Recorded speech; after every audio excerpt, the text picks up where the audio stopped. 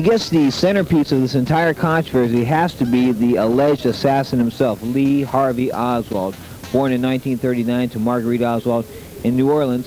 His close and intimate friend, a man that spent a lot of time with him in the summer of 1963, has just written a new book entitled Flashback. His name is Ron Lewis, and Ron, I want to thank you for your time today. You're welcome, and the name is Flashback, the untold story of Lee Harvey Oswald.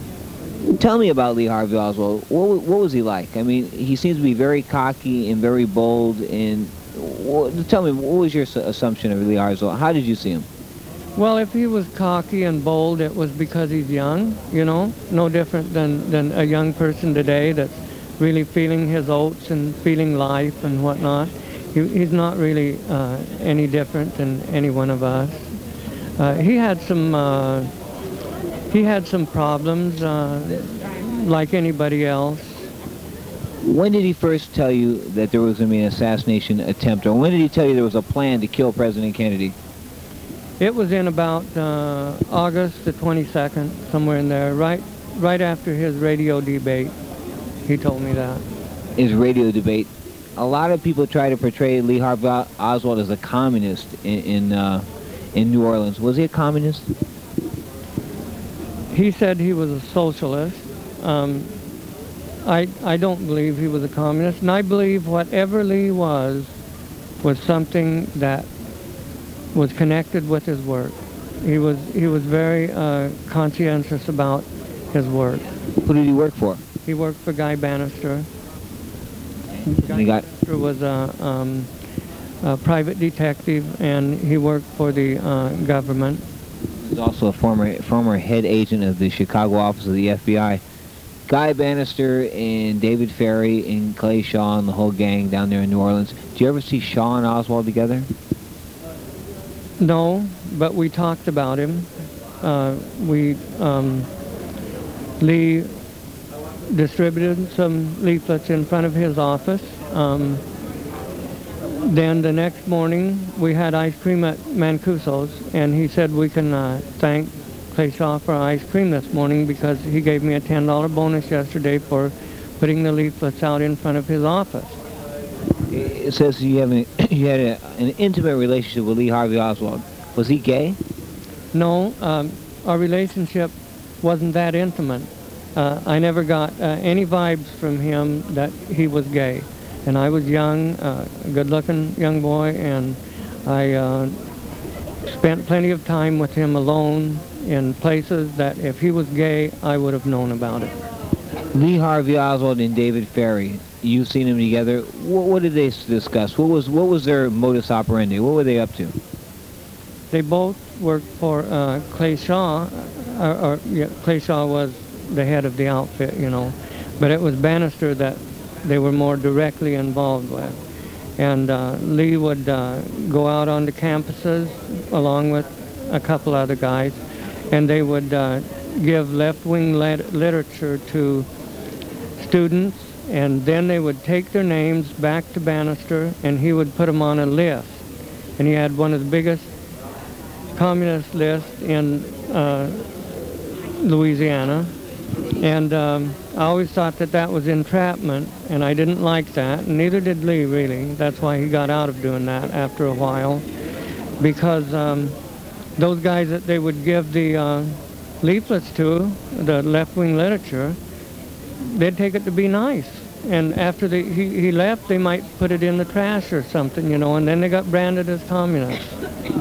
Left-wing, right-wing, we were seeing two different sides here. He's faking these left-wing, he's really right-wing. Is that the way it went? I think, just like I've said, that whatever Lee was, he did it because it was connected with his business. His business was, did he ever tell you he worked for the United States intelligence?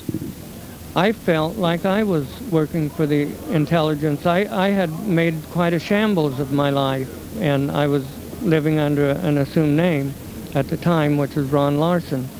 And I felt myself, I says to Lee, I says, here I am working for the government again, you know, and I was beginning to feel real good about myself, and he never told me, well, you're not working for the government. He would have told me that if I was. When's the last time you saw Lee Harvey Oswald? on quite a controversial date was October the 11th. And I realized that in most assassination books it says that Lee was in his room at Mrs. Bledsoe's apartment in Dallas all day Friday.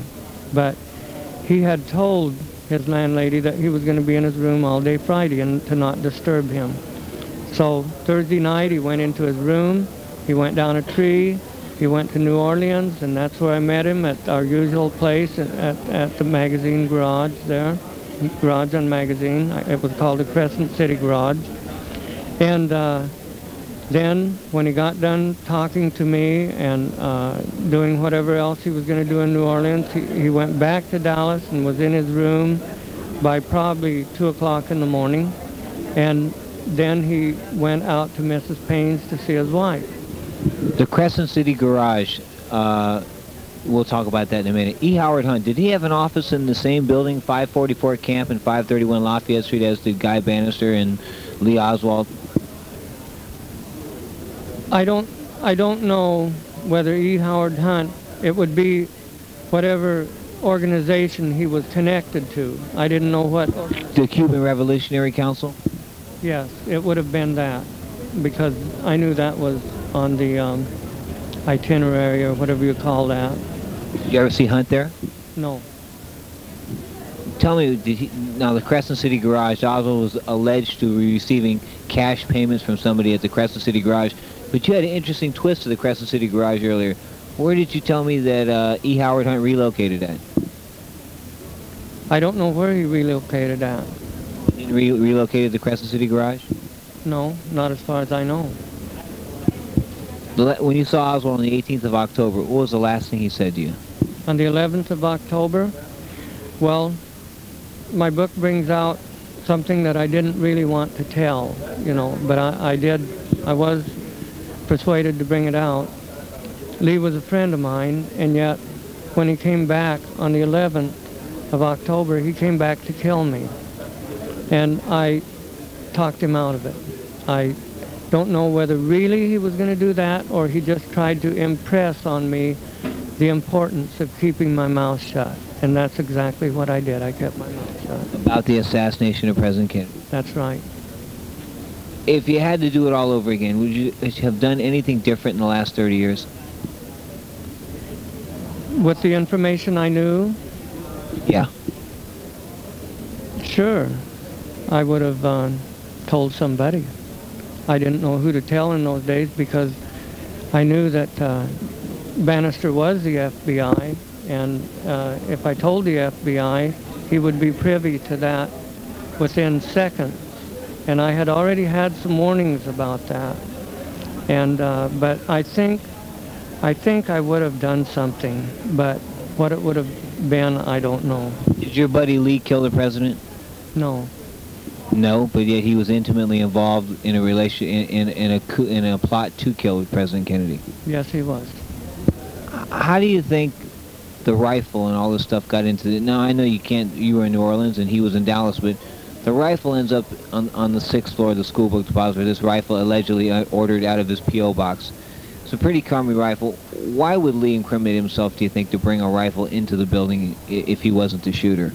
I've lost a lot of sleep over this, and I really believe that Lee took the rifle there. The reason, there's probably several reasons that he could have done that. I don't know what it would have been. I can only assume. The book is called Flashback, The Untold Story of Lee Harvey Oswald by Ron Lewis. Ron, I want to thank you for your time, sir. You're welcome.